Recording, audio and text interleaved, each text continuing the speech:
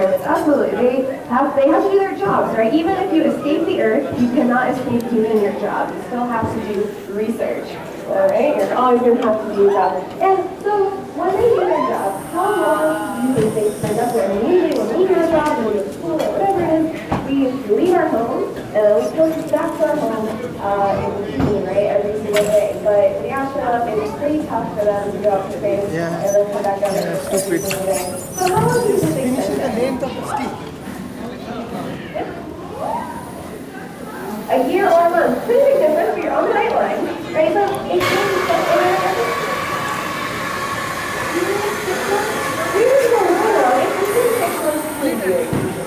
not much longer than a year because at a time because it can start to have some effects on the body.